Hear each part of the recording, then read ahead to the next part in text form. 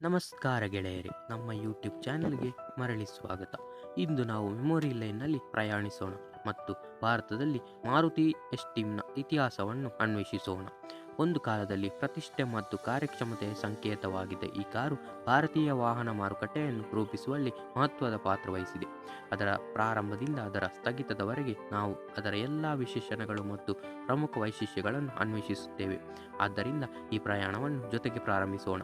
Maruti esteem 1994ರಲ್ಲಿ ಭಾರತದಲ್ಲಿ ತನ್ನ ಚೊಚ್ಚಲ ಪ್ರವೇಶವನ್ನು ಮಾಡಿತ್ತು. ಇದು ಮಾರುತಿ ಸುಜುಕಿಗೆ ಮಹತ್ವದ ಮೈಲಿಗಲ್ಲು ಆಗಿದೆ.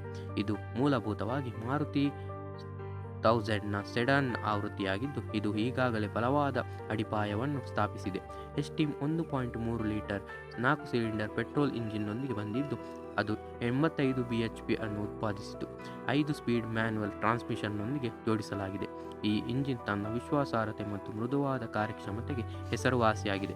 ಭಾರತೀಯ ಕುಟುಂಬಗಳು ಮತ್ತು ವೃತ್ತಿಪರರಲ್ಲಿ ಎಸ್ಟೀಮ್ ಅನ್ನು ಜನಪ್ರಿಯ ಆಯ್ಕೆಯನ್ನಾಗಿ ಮಾಡಿದೆ. ವರ್ಷಗಳು ಕಳೆದಂತೆ ವಿಕಸನಗೊಳ್ಳುತ್ತಿರುವಲ್ಲಿ ಮಾರುಕಟ್ಟೆಯಲ್ಲಿ ಬೇಡಿಕೆಗಳನ್ನು ಉಳಿಸಿಕೊಳ್ಳಲು ಮಾರುತಿ ಎಸ್ಟೀಮ್ ಹಲವಾರು ನವೀಕರಣಗಳಿಗೆ ಒಳಗಾಯಿತು. 1999ರಲ್ಲಿ ಮಾರುತಿಯು 1.3 litre multi point fuel injection MPFI ಎಂಜಿನನ್ನು ಪರಿಚಯಿಸಿತು. ಇದು ಹೆಚ್ಚು ಪರಿಣಾಮಕಾರಿಯಾಗಿತ್ತು ಮತ್ತು ಕಟ್ಟುನಿಟ್ಟಾದ ಹೊರಸೂಸುವಿಕೆಯ ಮಾನದಂಡಗಳನ್ನು ಅನುಸರಿಸಿತು.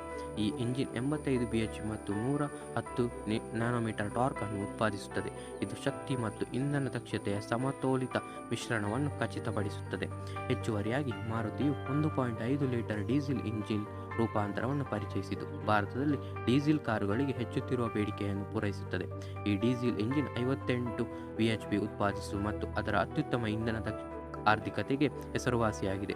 ಎಸ್ಟೀಮ್ ಅದರ ಇಂಜಿನ್ಗಳ ಬಗ್ಗೆ ಮಾತ್ರವಲ್ಲ, ಅದು ಸೊಗಸಾದ ಮತ್ತು ಪ್ರಾಯೋಗಿಕ ವಿನ್ಯಾಸವನ್ನು ಸಹ ಹೊಂದಿದೆ.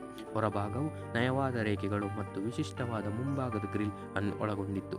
ಇದು ಅತ್ಯಾಧುನಿಕ ನೋಟವನ್ನು ನೀಡುತ್ತದೆ. ಒಳಾಂಗಣವು ವಿಶಾಲವಾದ ಮತ್ತು ಆರಾಮದಾಯಕವಾಗಿದ್ದು, ಉತ್ತಮ ಗುಣಮಟ್ಟದ ವಸ್ತುಗಳು ಮತ್ತು ಉತ್ತಮವಾಗಿ ವಿನ್ಯಾಸಗೊಳಿಸಲಾದ ಡ್ಯಾಶ್ಬೋರ್ಡ್ಗಳೊಂದಿಗೆ ಇದು ಪವರ್ ಸ್ಟೇರಿಂಗ್, ಪವರ್ ಕಿಟ್ಗಳು, ಹವಾನಿಯಂತ್ರಣ ಮತ್ತು ಯೋಗ್ಯವಾದ ಆಡಿಯೋ ಸಿಸ್ಟಮ್ನಂತಹ ವೈಶಿಷ್ಟ್ಯಗಳೊಂದಿಗೆ ಬಂದಿದ್ದು, ಆರಾಮದಾಯಕ ಮತ್ತು ಆನಂದದಾಯಕ ಚಾಲನಾ ಅನುಭವವನ್ನು ಖಾತ್ರಿಪಡಿಸುತ್ತದೆ. ಸುರಕ್ಷತಾ ವೈಶಿಷ್ಟ್ಯಗಳು ಸೀಟ್ ಬೆಲ್ಟ್ಗಳು ಮತ್ತು ಡಿಸ್ಕ್ ಬ್ರೇಕ್ಗಳನ್ನು ಒಳಗೊಂಡಿವೆ. ಅವುಗಳು ಅದರ ಸಮಯಕ್ಕೆ ಸಾಕಷ್ಟು ಮುಂದುವರಿದಿದ್ದವು.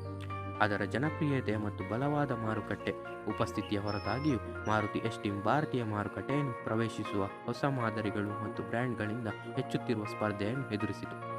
ಗ್ರಾಹಕರ ಆದ್ಯತೆಗಳು ಹೆಚ್ಚು ಆಧುನಿಕ ಮತ್ತು ವೈಶಿಷ್ಟ್ಯ ಸಮೃದ್ಧ ಸೆಡಾನ್ಗಳ ಕಡೆಗೆ ಬದಲಾದಂತೆ ಎಸ್ಟೀಮ್ ಮಾರಾಟವು ಕುಸಿಯಲಾರಂಭಿಸಿತು.